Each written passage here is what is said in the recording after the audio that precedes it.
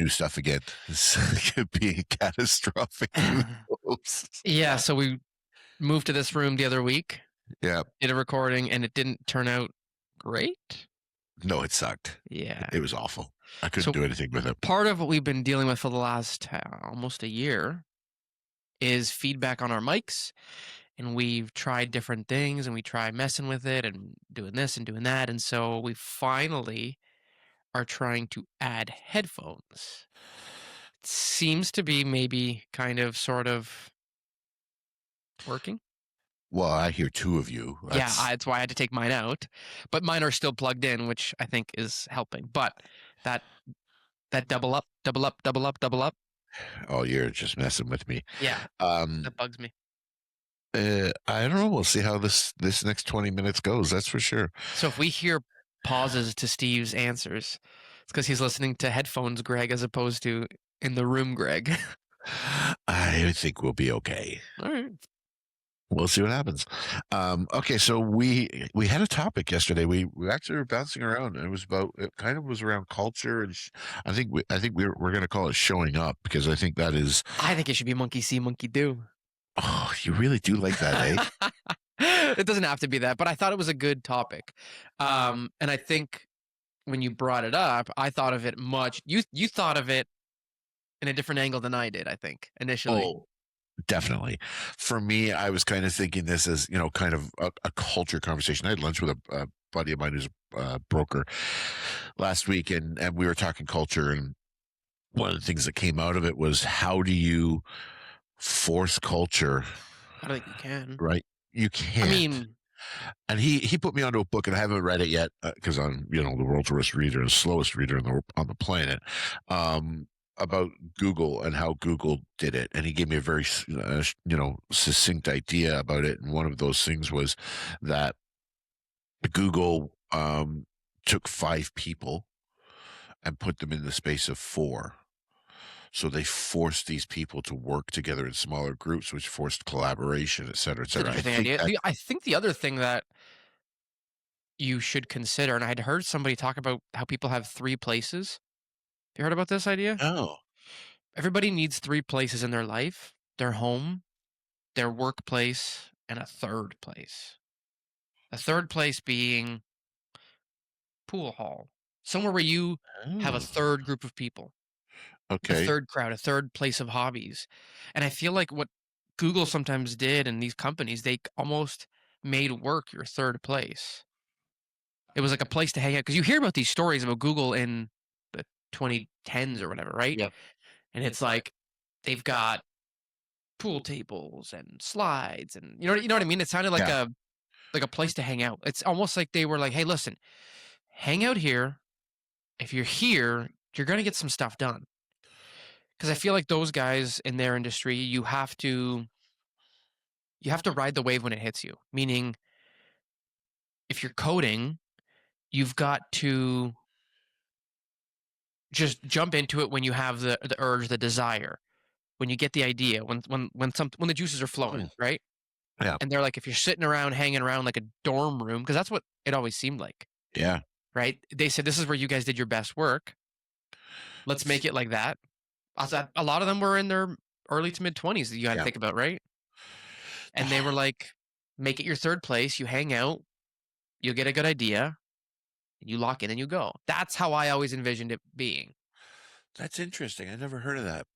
But you've heard of them and like how their office was set up back in the tens, Yeah, yeah, right? yeah, yeah. Like so one of the things that when we were building our head office, we were joking around about putting a gym in there, Oh, that's a great idea.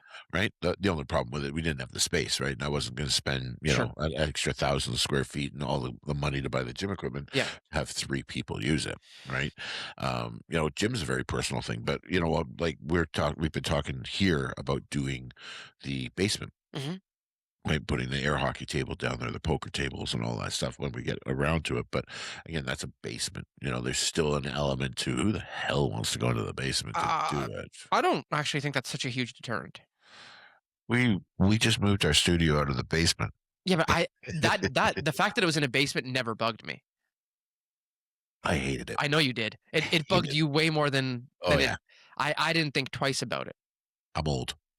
As part of what it is, Um, that's different mindset, but that's the challenge with culture, right? Is you're looking at, myself who's I'm 53, and you're trying to, get 20 somethings okay, so into when the you guys were office. talking, where was this conversation going? Because you guys were talking about how do we make a better culture? How do we even build a culture to begin with? Or No, we were actually talking about, really a lot of it came from what you wanted to call this episode, which is monkey see, monkey do, okay, and trying to instill upon realtors, and because we're both real estate brokers, um, the value in showing up every single week and and basically acting like professionals. mhm, When you look at top producers, and it came from the top producer conversation.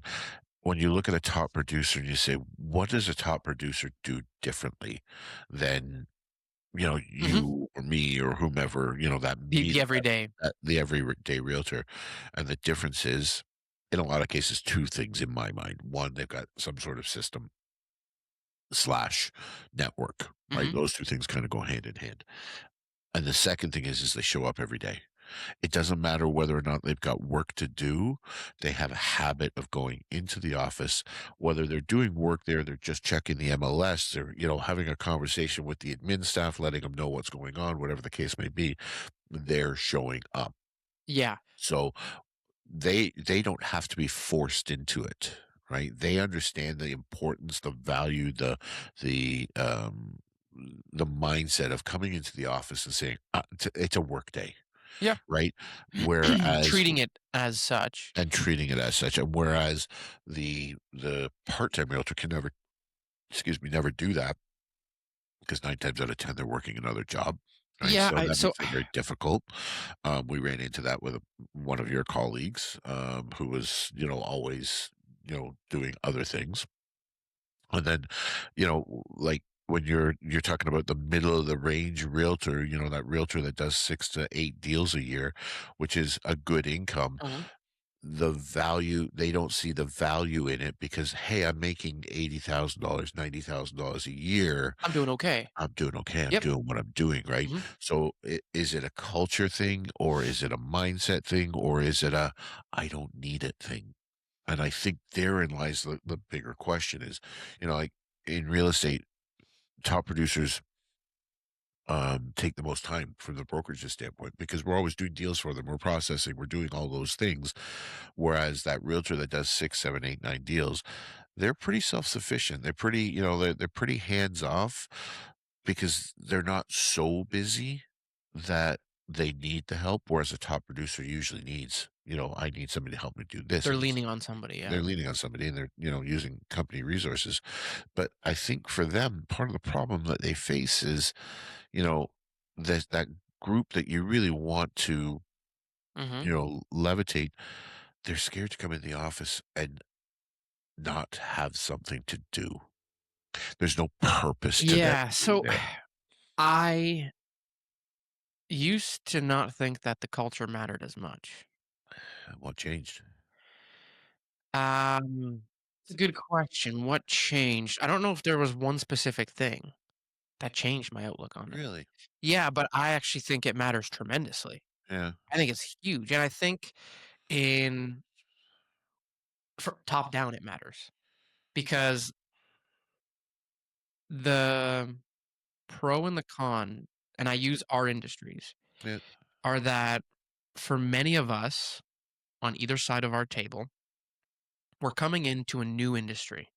Not only a new industry, but you're coming into, and most people haven't had to run their own business. Yep. So you're having to learn everything. Yep. And you're coming in with your own strengths and your own weaknesses. And I think that initially you assume you're the only one with the weaknesses, Yep. but I think those at this point I've realized everybody has them, Yeah. right? It's just what are they? What are they? Yeah. Yeah. Yeah. And so when I say top down, I go top producer very likely has been in it for a while. Yeah. Okay. Their strengths have been whatever their strengths are, likely networking, likely this, likely that. Their weaknesses are probably um, some of the tech side, some of the systems, some of the things that are available to make their life easier. 100%. And some of those things that make their life easier can push them probably closer to the next level, to that Oh, next, yeah, tier up. And so you I think at face value, you go that middle of the pack group and the bottom would really benefit from a good culture. And I think everybody top down benefits. You get somebody who's coming in and has like when you started, you had a strength which was you were on the cutting edge of tech yeah, for all intents and purposes, at the time, yeah, right? And you had somebody else whose strength was they've done this for a little bit. yeah, You, you were able to bring his business up and he brought your business up on that other side of it, right? Think 100%. about me and Sue.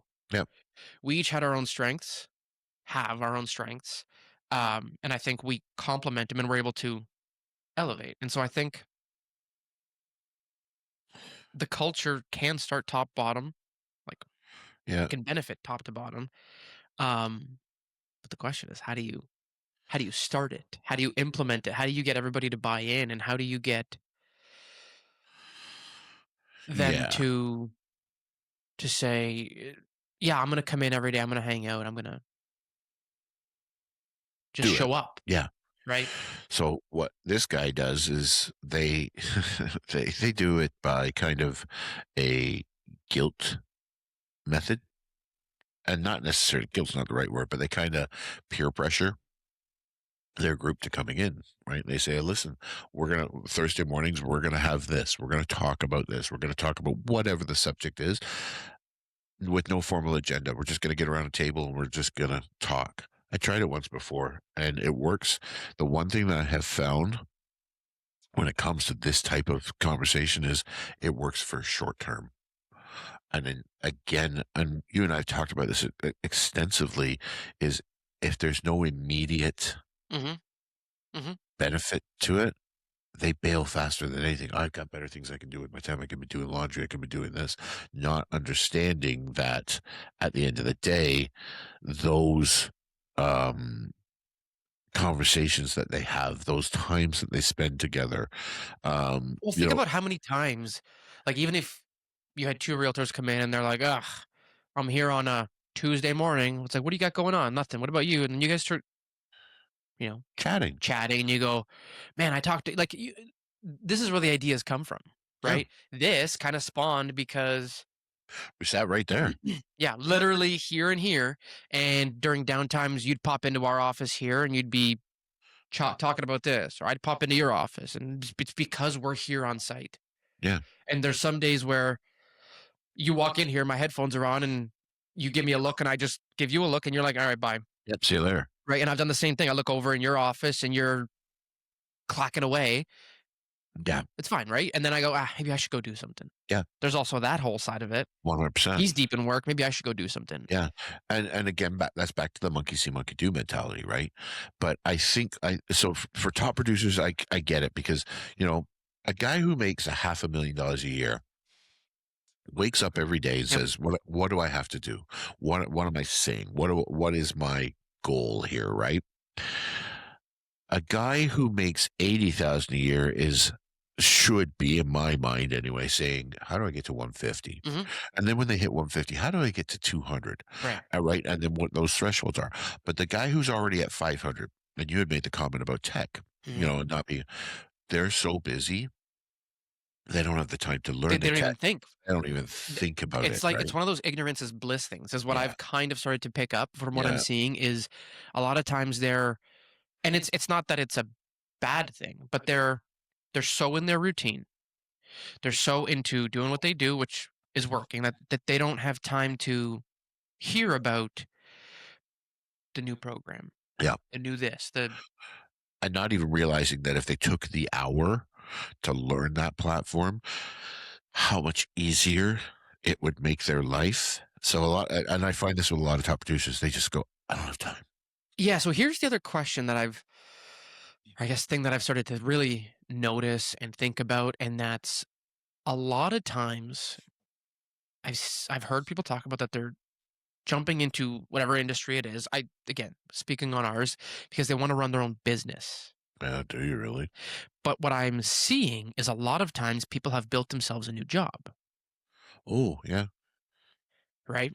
yeah, And I, again, a couple of years ago would have said like, "What's the difference?" And I'm starting to see that there is a tremendous and drastic difference yeah, with the lens that you look at that through. yeah, And I think that a lot of times these top producers say that they don't have time. yeah. They're like, I can't. Like I'm buried. I will tell you though, they're also the first to say, "I can't hire an assistant." Right. And I think the question probably is you can't afford not to. How much is it costing you to not Yeah. have that person? You can't be everything to everyone. Mhm. When you're not everything to everyone, that means something's getting missed, Mhm. right? So, you know, we get into this and we say, I'm going to be the CEO. Well, you're the CEO. CEOs don't generate pamphlets. Mhm. They don't do open house Marketing. They don't marketing. do They this. They don't don't do do that that. stuff, right? They delegate and organize and structure their business in a manner that they let the people who are experts Mhm. in their field do their thing. I'm rapidly well, it took me a long time to realize that there's certain things that I shouldn't be doing. Mhm. You know, my job as a broker is training, is compliance, is, FinTrack, is, you know, coaching, Mhm. all those things. My job isn't to log into the MLS and run something for them because they don't, they haven't Mhm. taken the time to learn it, right? Or, I do all sorts of training and then our monthly sales meetings. And then 3 days after the sales meeting, somebody calls and says, I couldn't make the sales meeting. Go read the notes. Right. Like that kind of mentality is I can't, every time I do something like that, where it's like, kind of that babysitting mentality, and it's not babysitting, and it's just an analogy. So don't Mhm. everybody lose their mind on it. But when I have to pull myself away from doing those things, I'm now taking myself away from the things that I should be doing. Right. And as a realtor, if you're spending all the time doing your flyers, your marketing, and you don't have a system in place that makes it like 2 seconds drag and drop, Mhm. and then you need to have somebody else doing it because it's taking you away from those phone calls, from those meetings, from Yeah. that client generation portion of your business, right? And so many people forget about Well, the what client I think portion of the business. the rationale that I've heard is, well, it takes me 2 hours to do or like it takes me very short window of time, right? Yeah, Okay, that's fine. It takes you only this, let's call it 2 hours to do sure. whatever they're generating, whatever they're doing, pulling comps, making a CMA. whatever, yeah. Yeah. But if you had 2 hours and let's call it twice a month. So if you had an extra 4 hours that What you what could you do? what could you do? Yeah. Like how much more business or how much deeper could the relationships get with your existing network? Yeah, And that's what I've started to really kind of see in the last 6, 8 months, is how important that culture can be. yeah, And that's like my mind shifted. And that's what I mean. It wasn't one thing, it was a series of things that I would see and I would hear people say and I would hear somebody do. And, or I hear you guys talk about so and so and this, or you hear somebody else mention this, and you kind of go like, we're all just running our own jobs. We're all just building a new job that we can't walk away from, yeah, right? And the expectation and the goal for a lot of us was to run our own business. yeah. Um, But I think so. I mean, every time somebody talks about culture, and this is one of those things that I kind of, it's like one of those words, those buzzword. buzzwords, right? But there's also something to your own culture. In what way? Let's take a break and come back and talk about it. Welcome back. Welcome back. Are you ready now? You're lifting off the ground. Welcome back. No coming down. Can you feel it all around? Hey, welcome back. Now the funny thing is we got so excited about our thing. I forgot what culture of one. Um we were talking about Oh, your own culture. your own culture. I think one of the things that we get into is realtors, mortgage agents, everybody gets into this silo, Mhm. right? Where Mhm. you're trying to create culture within your own company, because we talked about being business owners, and like a real agents get confused between culture and branding and all of those things. Um, you know, Yeah, okay. one of my good friends in this business, Patrick Burke, shout out, he'll love that. Um, him and his partner have this amazing culture within their organization. They have an assistant that works with them. It's the two of them. They have a great client database. Their clients understand who they are, what they're doing, what they're bringing to the table, and then they try to instill that around them. Mhm. It's not easy, but I think that we get so caught up in how we do things and how we build these things that your business, as a perfect example, really, really struggles with it, Mhm. right? Because you've got all of these mortgage agents that are out there, and they're working in brokerages, and for the most part, you're isolated. Every brokerage that I've ever been involved with Mhm. in whether it's a client or whether it's a referral system, before Sue was in the business, um, there was always this mentality of they were in their home office. Mortgage agents are notorious for having home offices. I couldn't tell you the last time, even when Sue worked at the now kind of defunct, not really defunct, Forest City Funding. Um, but before that, it was, I can't remember what the name of their company was, and it doesn't matter Home anyway. Capital Home Solutions. Capital Solutions. They had an office Mhm. that had a boardroom in it. That was it. The president and the principal broker had an office, and then the admin staff were there, and then they had a boardroom. There were no offices because they never expected agents to come in unless there was a meeting, right? So, and I think it's different for you guys because you guys are always second. Well, not always. You shouldn't be always in the second in the transaction, but your contact is coming from agents. So there's not necessarily a need for you to come in and sit there. Although, if you look at the benefits of what you and Sue have done over the years, like we talked about in the last segment, you've got this mentality that, what has grown between the two of you, between the three of us? Mhm. What benefits have come from that? Whether it's education, whether it's client database, whether it's seeing the other side of how the business operates, and I think that's huge for. There's another one, and it's leaning on somebody during the tough times, Oh yeah, 100%. because there are gonna be tough times. Yeah, we're Like, going through them right now. right? But and there I remember not last summer, maybe the summer before, there was man, oh, maybe it was last summer, doesn't matter. There was, like, a week or 2 where Sue and I had like, nothing could go right. Yeah, it Nothing. wasn't last year; it was the year The year before. before, right? Yeah, And I remember just like everything was just falling apart. We had maybe it was longer than 2 weeks, it was probably a month. yeah, Everything was breaking. I remember we were after that, we kind of had to give our heads a shake, and we sat here in this office, and we were like, "The heck was that? yeah. Like, what did we do wrong?" And sometimes you're able to kind of be like, "Well, we didn't," or this or that, and um, like when the dust settles, you got someone who kind of went through it with you, or you Yeah. got somebody who you could be like, "Oh my gosh, I'm going through this. This is falling apart. What have you seen this?" Or how do we get out of this? Yeah. Right? That person that says, you know what? Literally kicks your ass. Now, I have Yeah. three amazing realtors that work for me. And I'll give them shout outs on here. Christy Johnson, Mecca, and Talina. They all are amazing young women in this business. And I say young, they're in their late 30s, early 40s. I hope I got that right, ladies. Um, who meet Mhm. on a regular basis. And they don't meet to compete.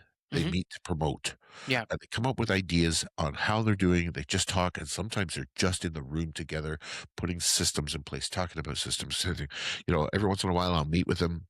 What are you guys doing? Mhm. I mean, is there anything I can do to help you?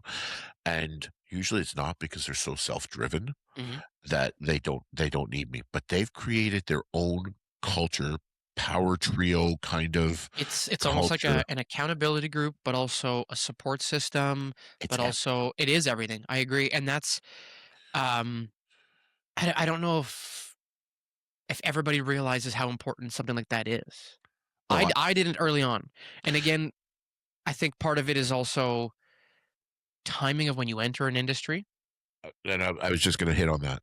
right? Part of when I entered this industry, everything was virtual, and the one brokerage that Marsu and I met was completely Yeah. virtual, right? Yeah. And I think there are individuals who can do this, never coming into an office, never kind of, um, but I think those people are kind of self-motivated, self-driven, and it's just maybe it's a whole different circumstance probably in many cases. So COVID changed everything. And we say that a lot. And listen, it's not an excuse.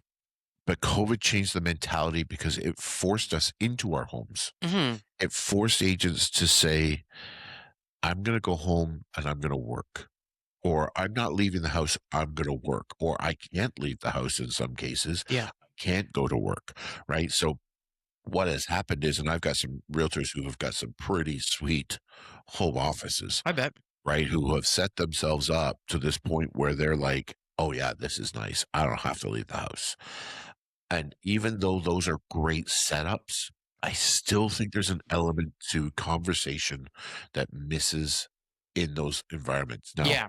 So again, I've learned that I get different types of work done at the house versus here. yeah, And I don't know if it's um well, I have some suspicions why. Part of it for me is like when I come here, I go, here's what I have to get done today. And I can't really leave until that's done. yeah, At home, it's a lot easier to, I'll take a break here. I'll see this kid. We'll hang out. We'll do this. Or somebody goes, hey, are you at the house? Can you help with? Sure. yeah. You know, Yeah, the distractions at home, unless so as we're having this conversation in my head, I'm already renovating my shop, my shed, insulating it, putting walls up, turning it for the into sake of an office. sake of an office because I don't have an office space at home, Right. right? So it's one of those things that drives me crazy. But do Is you need one? I do, and it's not necessarily for the work, and I don't. It's not. I come here to Niagara Falls, or I go to my office in St. Catharines, Hmm. not because um, I can't work at home. Hmm. Actually like having a dedicated space. I agree. When I work at home, I work at the dining room table. Oh, good. I don't have a dedicated space. Well, you know my house Yeah. situation. There's so many people living in my house That's right what I now. was about to bring It's up. like a freaking hotel. Hmm. But I don't have that dedicated, hey, I'm gonna go to the office downstairs. I had one in the basement. I don't know how people work in a basement like that. And I think that, and honest to goodness, I think that's part of my challenge with a basement. Okay. I used to have my office in the basement. Okay. And I look back at that now and think, how did I ever work down there? To Now, each his own, right? if I was doing it today, I would have LED screens all over the walls with that made it look like windows outdoors, right? Like, Oh, right. that's So that I hilarious. would get that it's, but for me, I feel like I'm in prison when I'm in my basement because there's no windows. For me, it's no distractions. Oh, I wish every time somebody walks above I my, stand at these windows and I look when I'm on the phone sometimes and I'm watching people. oh yeah, I'm watching, like, my head will be, I'll pull up one of these blinds when I'm on the phone and I'm talking to somebody and I can hear the echo because my face is in a little, yeah, I don't know, recessed area. that's funny. So to me, it's fun to have windows and it's a different type of work. Yeah, When I'm at the house, I can get a little more like really focused, underwriting, review docs. That stuff is really easy to do there. yeah. That stuff is more difficult to do here. See, I can't here.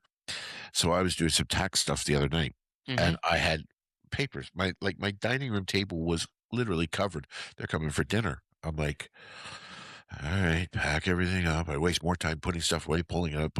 It was just making me mental. But to have that dedicated space at home where I can come home instead of working, like I leave here some days 6:30. Sue's Hmm. like, "Are you coming home?" Hmm. I'm like, "I gotta get this done." And Hmm. I know if I come home, it's Yeah. all gonna, the beer fridge is right there, Yeah. right? The This, couch. the couch, the TV, and all Yeah. that stuff going on. Yet I've got the TV running here. Hmm. But sometimes it's that I'm an isolationist when it comes to this stuff. There's times where people come in here. I'll get a message from Mark down the hallway, the lawyer, and it says, "Are you here?" I'm sitting in the office. Hmm. My door's closed so that I'm not getting those That distractions. happened the other week when Yeah, I was here. all the freaking time. I was here and door was closed and so I guess you guys I was supposed to be here early. I got here early, started working, and Didn't know then I was there. uh Sue, you guys didn't know I was here, I think she messaged Oh, you and that's was right. like, "Is Greg there?" Yeah, you were like, "No." Yeah. And then you popped in and you were like, "Oh, you are here." Yeah. Same thing, Oops. right?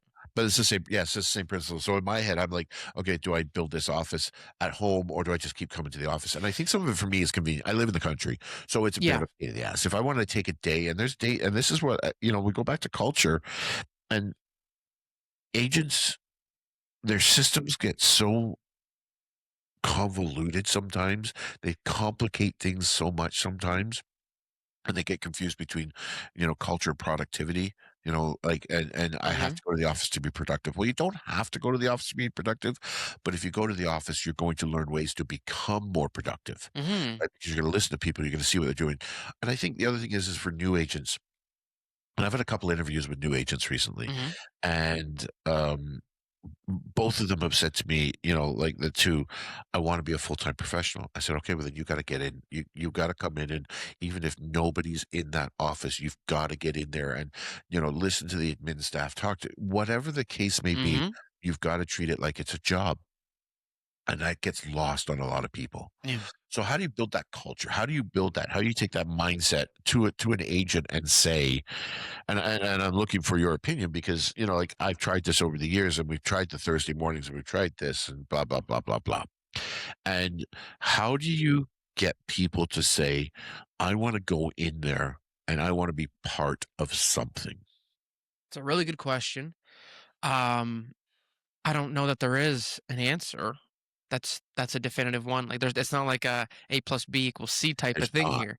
I think part of it is asking, being like, what do each of you from top bottom, top producer to rookies, and saying, how do you envision this place functioning? How do you envision your own business culture working? Because I think some of those top, producers don't even haven't thought about this in potentially decades Oh, probably or not. ever, Yeah, or right? ever. Because when they started, this whole idea of culture might not have really existed. Well, I think for an agent that's been around more than 10 years, there was weekly meetings, right? Yeah, and I Like, guess that's probably the time frame where you had to come in a lot more just because of the nature of the business. yeah, yeah, And but so, back when we had magazines, right? Like you had to come in, yeah. do certain things. Like not every like I used to carry around this laptop, monster laptop. Everybody had desktops.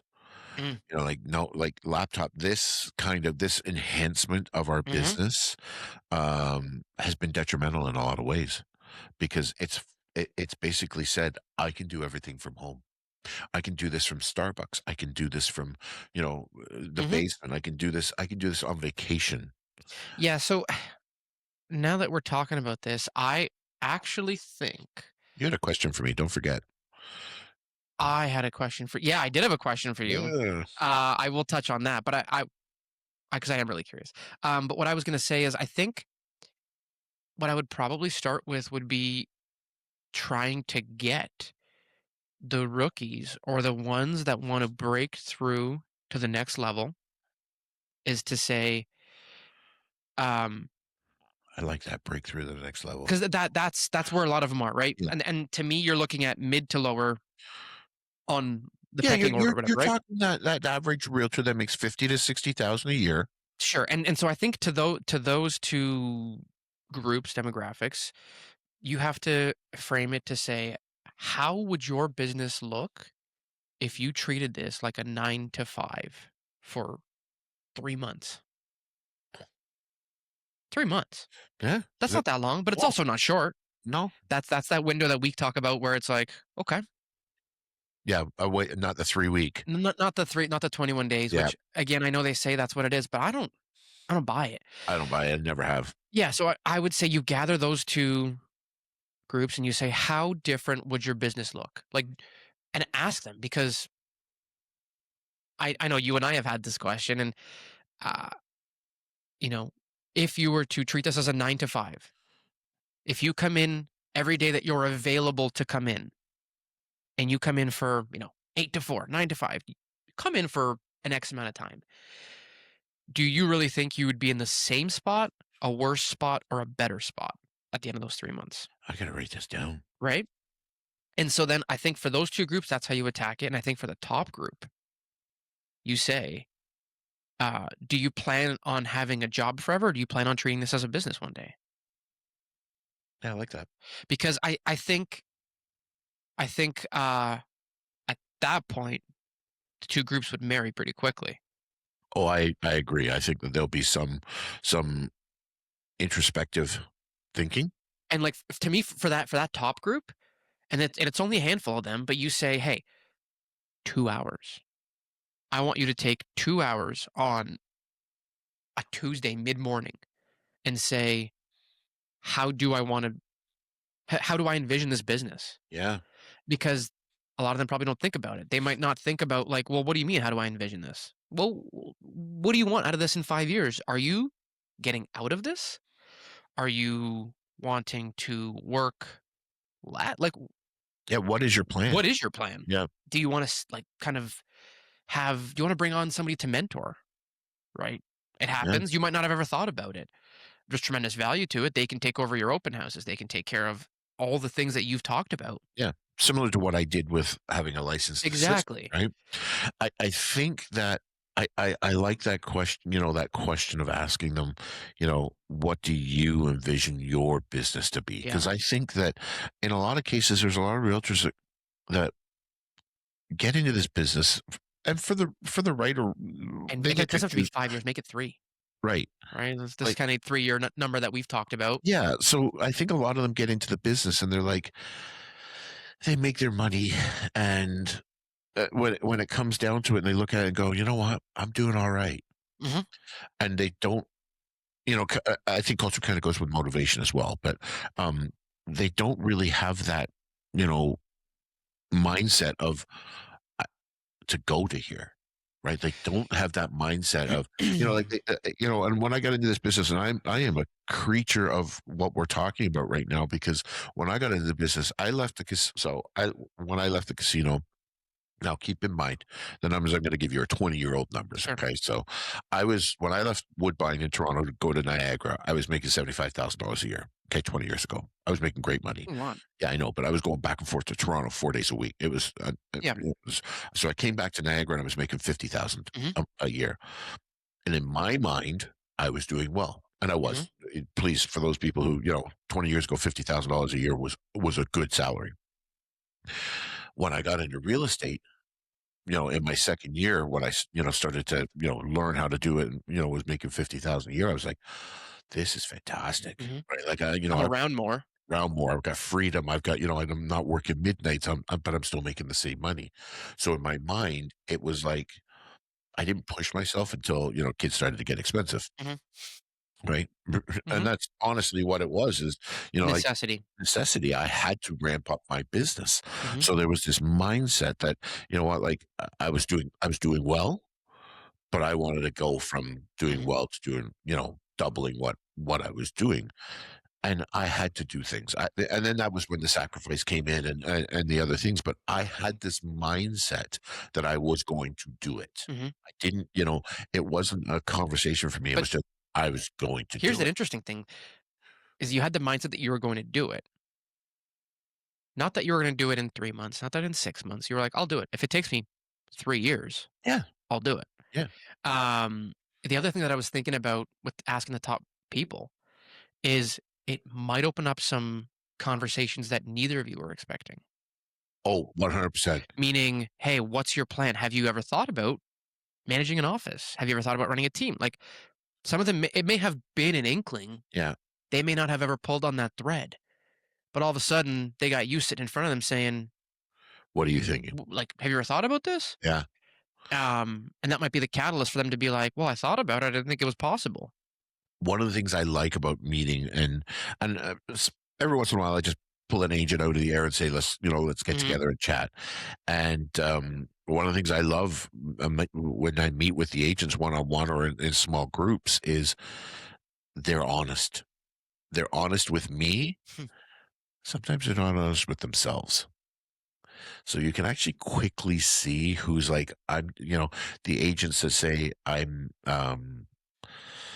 not doing this for the I'm not telling you what you want to hear. I'm telling you what you need to hear. That sometimes comes out of those conversations. Mm. They should be asking it of themselves, right? Like, so, and I listed off earlier all the things that a brokerage should be doing, right? Providing those support services, et cetera, et cetera. The agents never ask that of their own business. So they never say, okay, I need a presentation flyer, or I need this, or I need that, or I need this. And then they go back and they're like, I'm going to just do it. Mhm. I need this. I need this. I'm going to do it. So they don't ask themselves the tough questions. And every year I try to do a business planning session because I think business planning opens up a lot of these questions for people, but you got to get in front of them, you know, 3, 4 times a year to get them to start really, really thinking like it. But it goes back to what you said at the beginning about the fact that do you want to run a business or do you want a job? Yeah. That I And I think that is the first question that realtors need to ask. The next question is going to be the one that you're going to ask me after the break. Welcome back.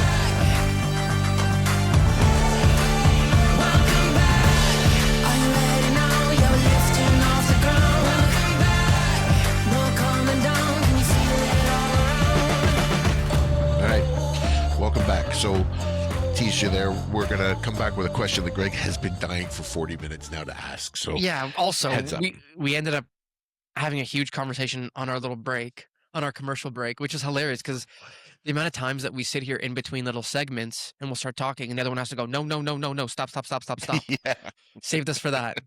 Um, I want to know how you envision the culture of this company looking, growing, and it's a question that I don't know if you've ever like really given it much thought. I think about it on a pretty regular basis. I'm not going to lie.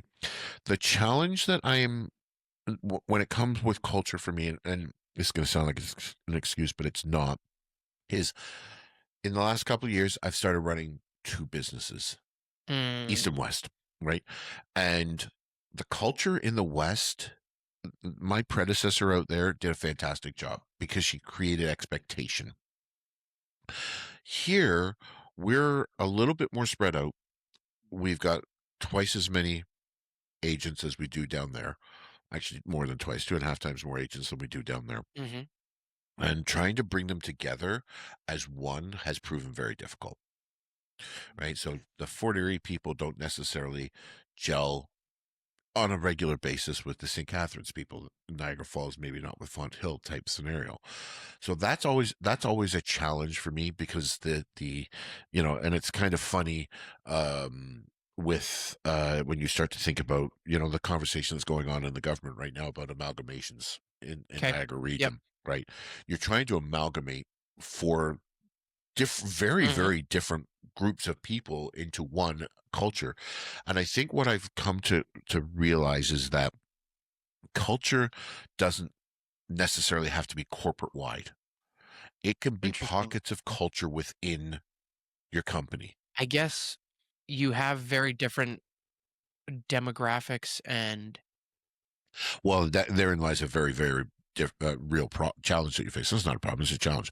You have those people that are 55, 60 years old. You have those people who are in their early 20s, late 20s, who are trying to get a mhm, stranglehold on the business, et cetera, et cetera. And trying to bring those people together to get to see the common value is very challenging. 'kay, so I disagree with, what you're saying. Oh, that's okay. I'm all Um, for it. because I okay, so I see your point of view, Okay. and I do think that is the biggest hurdle. One, they're separated geographically. Yep. 2, we've got different, like, demographics and, places in their careers. But I think this is starting top down, and I what I mean is it starts with you, Yeah. and I 100%. think, um, what we talked about in the first segment was kind of getting everybody in what we call the middle of the pack to the bottom of the pack to understand the value and the importance of coming in, showing up, and putting the work in, the Mm. really crappy work that Yep. is foundational though. Yep. Foundational, like has to be done. Yep. When you learn a new skill, if you took up knitting or painting, Yep. you would be spending so much time on the basics. How to hold a brush, how to mix paint, Yeah. I don't know, whatever Yeah. goes into Yeah. it, right? Sure. Yeah. Here, you got to spend a lot of time on these foundational skills, which are topic for another day. But I think if you come down and you start really talking to those two groups about how you see this culture Yep. and what you think they should be instilling in themselves, I think it'll start permeating across the company. And then I think if you talk to the top tier, it'll start permeating through. It's funny because I think sometimes when you um talk to people, you can't say the word culture. Mm. They Hmm. don't care. They just expect it. Yeah, I think that's actually a interesting observation. They don't want to talk to you about the culture. They want to talk to you about the productivity. They want to talk to you about the how, the technical. They rarely say, hey, I want to come into the office and have some fun. Right. Yeah. When I interview people, I say, listen, I go to the office. I love what I do. Uh-huh. Like, I mean, my staff will tell you, I bitch and complain about certain things, but for the most part, Everybody does at every job. exactly. You can't get away from it. But I love real estate. Yeah. I love teaching. I love, spending time doing the things that I do. I also think so. I think if you took my approach, you'd find people who are culture curators that you didn't know were going to be culture Oh. curators. Quite possibly, 100%. I just here's my challenge to you. If you took 3 months to do this, Oh, would your business, would the culture here look the same, different, or would it be better, worse, or the same? I don't know. Listen, it's not because culture for me really got upended when we had to close. And it really did make a difference. And I have spent since we came out of COVID, trying to figure out a way to bring it back. It's not like it hasn't been discussed, with my management team, my leadership team. Times. It's, like we discuss it, but it is really a challenge.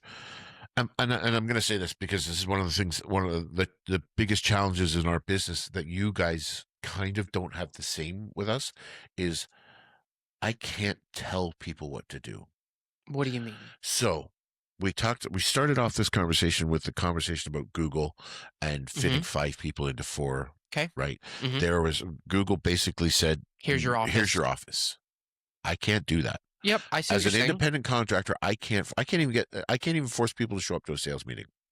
Right. So you're limited in what you can do to change the culture, right? So you have to kind of go to this expectation. I'm not making excuses. It's just the reality of it. Because trust me, I wish I could say you're going to be in the office 1 day a week. Yeah, Right? I don't think you're right. You can't do that. But Yeah. I think the reason you guys have had all these conversations and you've talked about how to fix it is I think you've been referring to it strictly as culture. Yeah. And I think when you do that, it's ambiguous. It's not tangible. And I think tangible is a good word for I think this is why I say it starts top down, like with the heavy, the head honcho. How if you could fast forward 3 years and everything went the way it was supposed to, what would this place look like when you come in? Bustle and hustle. Okay. Do you have a bullpen? Do you have Yes. You have your harvest tables. You have. So it's always the idea for me has always been, and I think we started this when I moved from my head offices. We really went to a collaborative approach in our design. We don't have private offices, right? It's designed for everybody to sit around that table and work together and come together. And no matter what we But to be fair, there are places people can go and be Oh, secluded. 100%. Like you have that ability to go and have that private conversation. Yeah. There's always private spaces, but you don't get to come in and drop your stuff down and say, this is Steve Oliver's office. No, I mean, obviously I have them because I'm required to, but, um, agents don't come in and do that. Yet we have all this collaborative space and agents don't like to collaborate. And so I think one of the things that you face with a culture challenge in both our businesses is agents see each other as their competitors, and Mhm. we don't compete. My if you've built your business well, the agent that's sitting next to you has a completely different sphere of influence and source of business list. I mean, there's a 500,000 people live in Niagara, and we all trade outside of Niagara, but it's a 500,000 people that live here. Yeah. There's 6,000 ends houses sold on a bad year. That's 12,000 ends. There's 1,500 realtors. How are you going to get your portion of it? Right. That's the mentality of the the realtor and what it should be. But for them, that's the way they think. But they sit across that table and say, I'm not going to tell you what I'm doing. Yeah. And then uh, tough. Tough Right. because if you look at it glass half full, you go, this might be my superpower, meaning I have a ton of first time home buyers. So and so that I work with has a ton of upsizers. When they're upsizing, maybe we're getting first timers into that first house and blah blah blah blah blah blah blah. One of my favorite things that used to happen before brokerage or before designated agency came in is because we all represented the seller or the buyer. We used to sit around and collaborate on our Monday morning meetings at our old office in Fort Erie and say, here's my new listing. I got a listing coming up this week. I got this coming up this week. And immediately the wheels would start turning for everybody. Do I got a buyer for that? Do I got a buyer for that? Do I got a buyer for that? And that doesn't happen anymore. Okay. And that's a challenge that we face because of legislation, but it is still one of those things that top producers are really good at, because they see a listing come up and they're immediately like, do I got a buyer for that? Right. It might not even hit the market. Right. Okay. So just to backpedal, Sure. in a few years, you see this place in a perfect world. If everything went the way intended, Yeah. there would be people coming in just in droves. Not necessarily in droves, but I think that you would But have like it would there be would be people coming in one of and those places where you go, one second, I got to take a call, and you're stepping out of the main yeah, area. 100%. Okay, so if that is the vision, that's step Z, that's step D, whatever you Oh want. yeah, that's your result. That's your result. So Yeah. what was taken to get there? Yeah. You're pulling people back from something that they've created, right? Because everybody's got their space, their own personal space at home to do stuff, Hmm. right? Almost everybody in our businesses has now got a space. I'm an exception to that, but they've defined a space where they can go and do their work without leaving the comfort of their home. Yeah, So you're trying to break that trend yeah, but and offer them something when they get here. And what are yes, you offering? You're offering camaraderie. WIIFM What? is in it for me. Ugh, okay. Don't do acronyms for me. I'm never going to remember it, but that's a great one. Really, BHAG? I know it's the one I live by, but you're right. You're right. Fair argument. Yeah. Okay. But you're right. You have to find a way to make them think, whether it's a competition. Done competitions doesn't work. I will tell you that. Competition is great for the people that win, but once you get into competitions, people will not use it as motivation when they realize that they're in the bottom third. Okay, but It's a very bizarre thing. I agree, but and ultimately, it typically rewards top producers. I'll be honest with you, because of the way the but business is structured. then at that point you open this to middle bottom. No, I agree. You say, hey, if your GCI last year was below blank, Yep. this is what we're running for the next 3 months. Yeah, change up the mindset. No, I don't dispute that with you. And so you got to find a way to Oh, I know. get them to, and this might be doing things you've done in the past, but Changing up how you do it. yeah. No, I agree. Because I do think, I think people are ready for a change in terms of the office Well, here's the thing, and I said culture. earlier, Connie's in Costa Rica right now, and she's messaging me about things that are going on, and she's going to come back, and she's kind of going to be trying to pick up where she left off in her business, but at the same time, she's already thinking about, okay, what can we do to change things up? But I think that the realtors right now, because the market isn't, I mean, listen, I use the word opportunity in this market all the time. I hate the when people say the market's bad. No, there's lots of opportunity here. You just have to place yourself in what that opportunity is. I think that it's the same principle when it comes to realtors. Is there's a huge opportunity for them to get back, change up what they're doing, and find a way to get into the office or change what it's easy to sit at home and feel sorry for yourself. There's no business. There's nothing going on. The busiest people out there in my network right now that I see are realtors that at one point were busy, who now have said, I'm not busy right now, and I'm going to start getting myself out there again. Mhm. I'm going to change how I do things. And I think change is what realtors really need to embrace right now. I really do think that, you know what? And actually, now that we're talking about this, I think it's going to be something that I want to talk to them about at the next sales meeting. Because if like what you're doing right now isn't working, doing the same thing is like that definition of insanity. Mhm. You're doing the same thing right now. If your business hasn't changed in the last 18 months, Mhm. well, 14 months since the market really started to, soften a little bit. If you're doing the same thing and you're not getting any business, why are you still doing it? Mhm. Why have you not stepped up and started to do Or something if you're doing it because this is how you've done it right forever. and get that mindset out of your way, right? If like this started as that kind of that kind of adventure.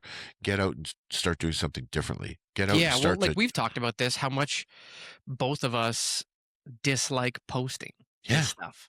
And we I, go, "Oh man, I hate hearing myself on a recording, yeah, on a video, on a this, on a that." Um, but again, you mentioned it this morning, the amount of people who we talk to about this yeah. is kind of cool. And like it's still tiny and, Yeah, it's in its infancy for us. uh, but it does help us Yeah. in terms of one, it's forcing you to do something new. Yep. Two, it's getting us to produce some content because we think there's value in that. Yep. Three, it's giving each of us perspectives on our own businesses Oh, from one. somebody who's got, in many cases, a different point of view. But I think a lot of times we do kind of Yeah, see things pretty similarities. similarly. Yep. Um, so it's doing all these things for us, which I guess you could say are kind of tough to do sometimes, right? For you to sit here and be like, listen, I've been doing this for X many years. I'm going to listen to this guy sometimes. Yeah. Yeah, but you know what? From different opinions come there's an old expression out there, you know, from the voice of dissent comes future decision making. So when somebody disagrees with you, at some point in your life, you're going to go back and go, I remember when Greg said that to Right. me, right? Also, We disagreement doesn't mean I wrong. think you're, It's just a difference of opinion, right? yeah, Like, so it's not necessarily a or bad, like, it's perspective. not a bad thing. It's Yeah. just that, you know what? It forces you to think outside of your norm, Hmm. right? And, like there are, Also, to have somebody challenge you and not just be like, yes. oh, 100% speak truth to power. Good luck, right? Like that is one of the hardest things that people have to do in this world is, like, you know, it's funny because kids grow up, become teenagers, and we're off track a little bit here, but kids grow up and become teenagers and they have no problem telling your parents. There's this Mm. switch with a kid and you haven't experienced it yet, but there's going to be a moment in time where I remember doing it. you're going to, right? And I Yeah. did too. You're going to look back in this conversation and go, Steve and I talked about this Hmm. because that first time the kid tells you, like, as Hmm. as a young youth, you're wrong. Hmm. You're out of your mind. I'm not doing what you tell me Hmm. to do anymore. Usually it's about 15 or 16 years Yeah. old when they get a brass set. Yeah. And all of a sudden now they're kind of like, hey, Uh-huh. We're going to challenge you. We're going to challenge the truth as we've known it our entire lives. Status quo. Status quo is getting disrupted. That's where we're at right now in the world. Is the status quo is being upset. All you gotta do is go look at American politics right now, and I hate bringing politics into it, but the status quo in the United States has been torn apart, not necessarily for good or bad, but it's just been torn apart. It just is. That's what the housing market is, and the financial market is in Canada right now. It's being torn apart. It's so different from what it was, right? So if you're a person that's sitting at home, you got your beautiful home office, but at the end of the day, you haven't done a deal in 30 days or 60 days or 90 days. Maybe it's time to start thinking about, okay, time to come to the office and start to, change it up. If nothing else, sometimes it's just about a different perspective and a different view. Yep. You may not change what you're doing, but it's going to change up, and you're going to see other people that are doing things. I mean, I say it at my sales meetings all the time. I wish everybody acted like my top 5 producers. Now, that's just not feasible because it's just not the way they are. But my top 5 producers are in it every single day. They don't stop. Most of them go into the office at some point. Most of them spend time talking to me at some point. And they're not talking to me to learn how to sell real estate. They're talking to me about nuances, about things that are happening, about challenges that they're facing. Those top 5, 4 of the 5 anyway, I talk to on a probably almost daily basis in some way, shape, or form, because they're always picking my brain and I'm always giving them feedback, right? I'm always, coaching, counseling. If those people can do that, the person that's doing 4 ends a year, who's got way more time on their hands, can come into that office and ask those questions, right? So, I mean, this has been a long conversation about culture. We could probably do 5 more segments on it because I think that it is so I told you, man, important. when you texted me this, I was like, this is deep. Yeah. This is a thread that you can pull on and pull on and pull on. And I think there are some really good takeaways. I think you have a little bit of homework. Oh, I do. And listen, for me, culture isn't just you show up and it is. No, You're right. It's a process, You're right? actively. You're always thinking about it. You should always be thinking about your culture, your finances, your projections, all of those things. You should always be thinking about those things. Yeah, and as it's a also business kind owner. of how do I want this place to feel when I come in every day? Yeah. Like I want it to be fun. Everybody does. Yeah. And one of the coolest things about what we do is we get to build our business however we want. Yeah. So like, let's take advantage of that and just build something awesome. Yeah, I'm with you. All right, that sounds like a good place to end this week. We'll try to put this together and hope to God it all works. All right, see you later. Peace.